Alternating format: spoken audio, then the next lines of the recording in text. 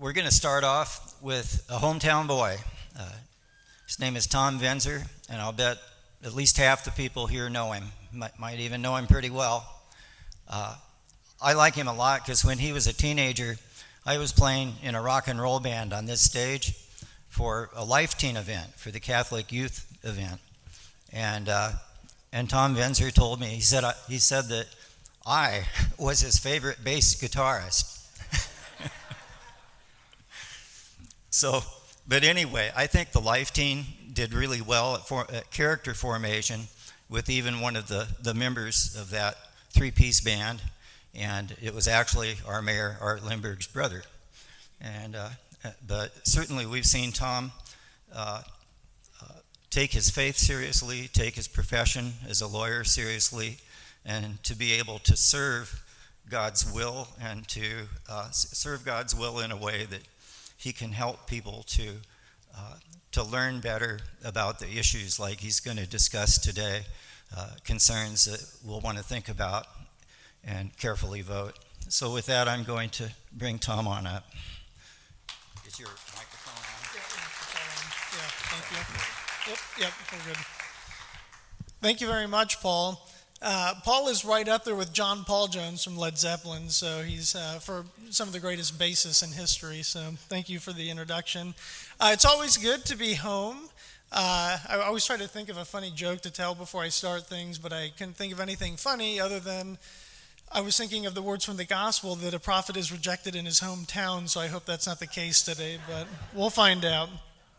So as Paul said, I'm the executive director of the Nebraska Catholic Conference. And the Nebraska Catholic Conference basically does the public policy government relations work on behalf of the three bishops here in Nebraska. So Archbishop Lucas, of course, from the Archdiocese of Omaha, Bishop James Conley of the Diocese of Lincoln, and Bishop James Hannafeld of the Diocese of Grand Island. So my day-to-day work is basically government relations, lobbyists. Predominantly, the Catholic Conference works with the state legislature. Probably 80-90% of our work is really based on state legislative activity. But we also pay a lot of attention to what's going on in the state executive branch, as well as what's going on in federal Congress, and we pay attention as well to the judiciary, mostly at the federal level, but some at the state level as well. And so that's kind of the nature of our work. And so what I want to talk to you today about are some upcoming ballot initiatives on the abortion issue. And so back last November, essentially we were in a situation where out-of-state special interest groups from the abortion lobby and the abortion industry decided to launch basically an abortion initiative here in Nebraska to amend our state constitution. In this state constitutional amendment that they're proposing would essentially allow abortions late into a pregnancy. We're talking 28 weeks, 30 weeks, 32 weeks, 34 weeks, very, very late into the pregnancy.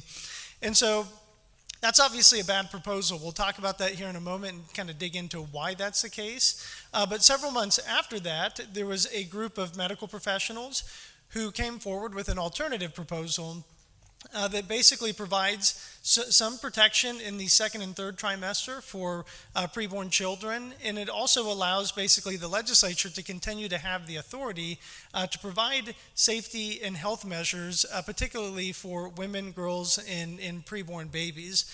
And so what we have in Nebraska basically is two competing ballot initiatives on the same topic, which is the first time in history that's actually happened here in Nebraska.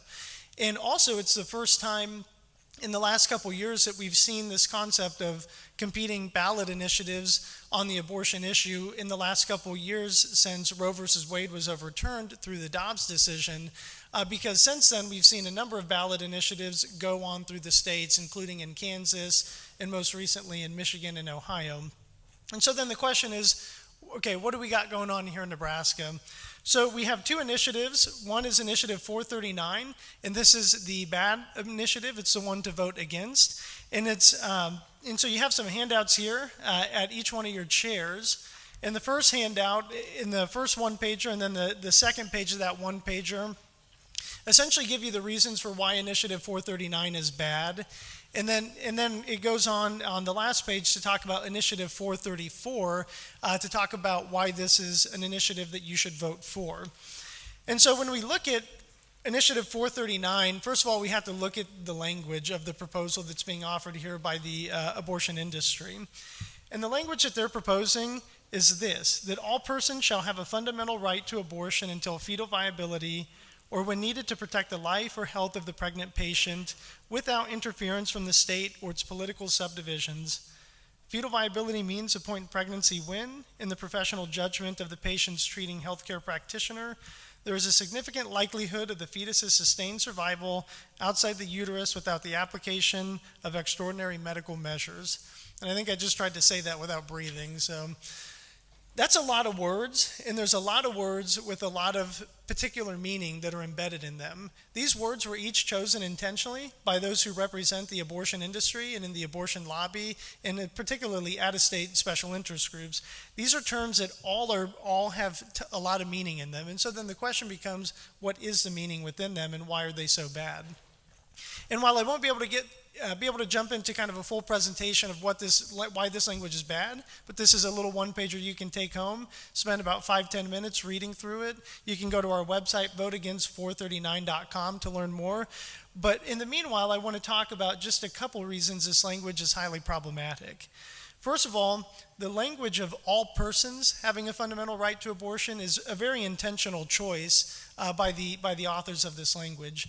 They're not stating that adult women have a right to abortion, but they're talking about all persons, which is intended to capture minor children. So they're trying to create essentially an unlimited right to abortion for minor girls. All right, and that's intended to be pitted against the parental rights of the family to be involved in these kind of decisions. Because right now in Nebraska, the wisdom of the legislature for many years, through common sense, basically laws and regulations, is that there's parental notification and parental consent when a child seeks an abortion. All right, that's just sort of basic common sense. If your kid wants to get Advil from the school nurse, they're going to need to have some sort of permission from their parents. And so this language is intentionally meant to create an unfettered right and access to abortion for minors that would be against the fundamental rights and interests of the parents. And so that tells you kind of what's at hand. Also, this idea that there's a right to abortion until fetal viability. On the one hand, what the abortion industry wants to make you think is that, fetal viability, that doesn't sound like that's too far into a pregnancy. But the fact of the matter is that they go on to define the term fetal viability by stating the following, that it means that it's a situation where there's a significant likelihood of the fetus's sustained survival outside the uterus without the application of extraordinary medical measures. And so what I tell people about that is, I tell people about the first pregnancy that my wife and I had. We had 2 little twin girls, and shortly into that pregnancy, we found out that they had a medical complication. One of them had what was called an intrauterine growth restriction. So our little baby, Therese, was getting basically her nutrition flow at a slower rate than her sister, Monica. And basically the the maternal fetal specialist said, hey, this is going to be a high-risk pregnancy, and eventually, sometime in the pregnancy here, your little baby Therese is going to cease receiving the nutrition she needs in utero, at which point we're going to need to deliver her so that she has a higher chance of survival outside of the womb. And with that, we're going to obviously have to deliver Monica as well, who is doing perfectly fine in utero and has no issues whatsoever. All right, so when those girls were born, they were born at 28 weeks and 3 days. Right, their hands were the size of the end of my finger. Beautiful, precious, tiny little girls. You could hold them in your hand if you were allowed to hold them, but we couldn't hold them for another couple weeks because they were so tiny. But when they were delivered, they were immediately, each one of them had a team of 6 medical professionals around them. NICU doctors, respiratory therapists, NICU nurses, you name it. Each one had their own little team, and they got them stabilized, and then they immediately got them over into their little incubator and got them over to the NICU, at which point they each had 24/7 nursing care, in addition to obviously the regular rounds of the NICU doctors. And my point there being is when they were in the NICU, they required all sorts of medical care. They required extraordinary medical measures. They had feeding tubes. They had basically, they were intubated for lung development. They had all sorts of medicine. They had obviously the constant attention and care of medical professionals. But those girls did not have a significant likelihood of a sustained survival outside the uterus without extraordinary medical measures. And so there, where you had two wonderful, beautiful little girls who were born, under this language, they could be deemed not viable. And so we're talking about the ability of the patients treating healthcare practitioner, which in this case is going to be the abortionist, and those who are involved in the abortion industry. They're going to be the ones making decisions about whether a baby is viable. So when you have babies at 28 weeks, 30 weeks, 32 weeks, 34 weeks, maybe even other babies like our other babies that we have, when they're born, they need usually a quick little stay in the NICU because they're born around 36 weeks due to other pregnancy complications, but they go to the NICU and they require care. They require respiratory therapy and other things like that. Are those extraordinary medical measures? What's going to be in the hands of the abortionist to decide that? And so we're talking abortion late into a pregnancy. Okay, so this is a very dangerous, unregulated, unsafe proposal that frankly is un-Nebraskan at the end of the day, because in Nebraska we already have laws that are intended to be common sense health and safety laws to protect women, girls, and babies. And so that's why Initiative 439 is really problematic, in addition to the fact that it's going to tie the hands of the legislature. It's going to tie their hands behind their back without any ability really to regulate in this area. So you have out-of-state special interest groups from the abortion industry wanting to come into Nebraska and basically say, we want abortion here all the way through birth. And so that's a pretty radical proposal that they've offered, but this election cycle, Nebraskans have the opportunity to vote against that, and that's what I'm encouraging all of you to do.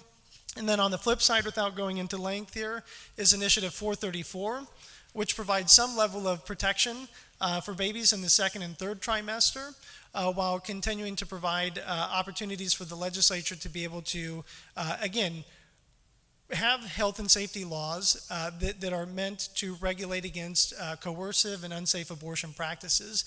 And while, for the Catholic Conference, this isn't necessarily we're always striving to, protect the dignity of every unborn child. This is certainly an incremental step in the right direction. And it's something that continues to allow Nebraska to be the pro-life state that it is, that we've been developing over the last 50 years through common sense health and safety laws and regulations.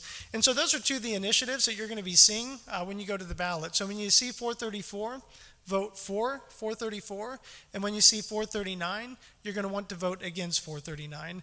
And so that's kind of, in a nutshell, the problem with 439 and what's good about 434. And of course, later on, I'll be happy to take any number of questions on those. But thank you for being here. And like I said, it's always good to be back home to speak to very many familiar faces. Many, not only just my mom and my brother and my sister-in-law, people who were there, but others who literally helped very much raise me to be the man that I am today, thankfully by the grace of God. So thank you for being here today, and God bless you all.